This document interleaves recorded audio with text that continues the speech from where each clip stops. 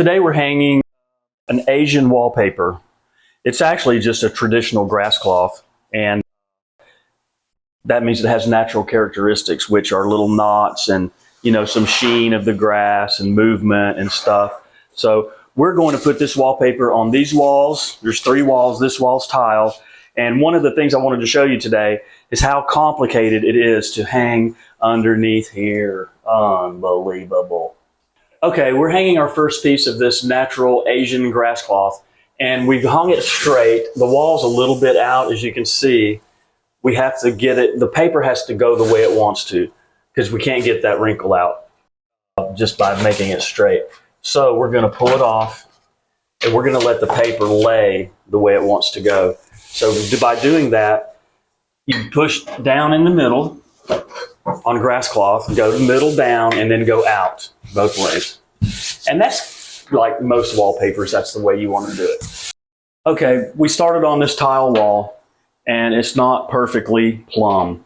You can see it's grayed all the way up to the ceiling. I haven't cut the top yet, but I've cut the bottom, and I wanted to show you that it's overlapping on the tile. And I'm just going to make a little crease there with my blade, and I'm going to cut it out.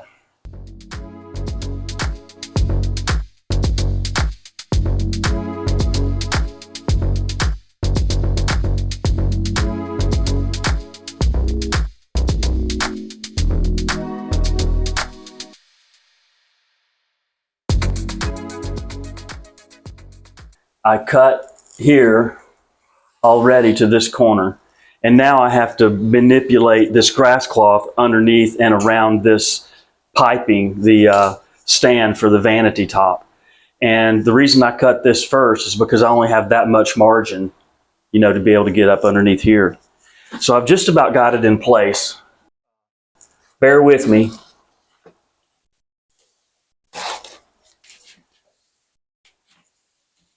As I turn the corner, keeping the grass cloth off the other grass cloth that we've already installed, and not tearing our corner at the top, and just wiggling it on around.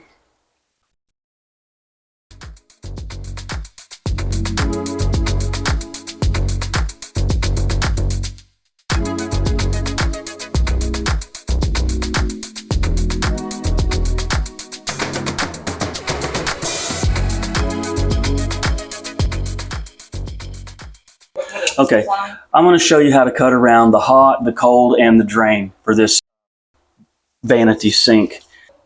So I'm going to cut across here, and it'll come around, and I'll just wrap everything around. So here we go.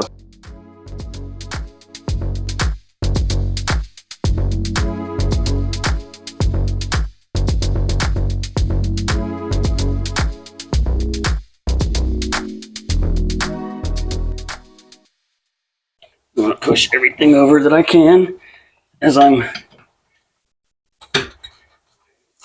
unfolding, pushing up.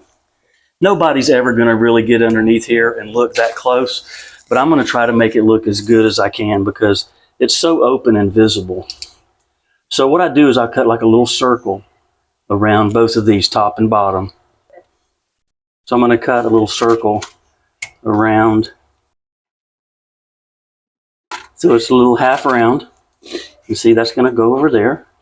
And I do the same thing on the bottom, because that scushing is going to cover. Don't want to cut too much. Okay, so now the scushing is off the wall just enough where I can pull this back and tuck it underneath. See?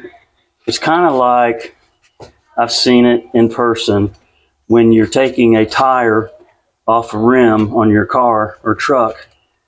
It's kind of like manipulating it the same way.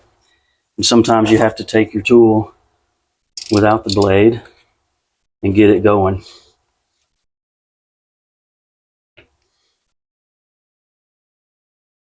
It just takes a minute. You have to be patient, but it'll all work out here shortly.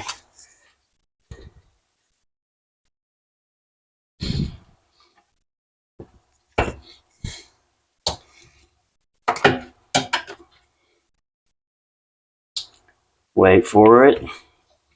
Wait.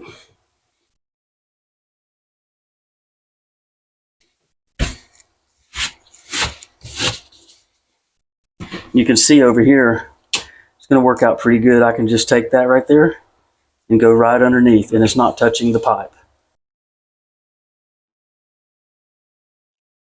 Okay, now we're going to cut around the drain. So I've got the scushing pulled back as far as it'll go, and I'm going to cut straight across. Sorry, I'll get my hand out of the way in just a second. I'll make that one relief cut, and then I'll go around. I still have to make more cuts. And it's like, how do you get in there?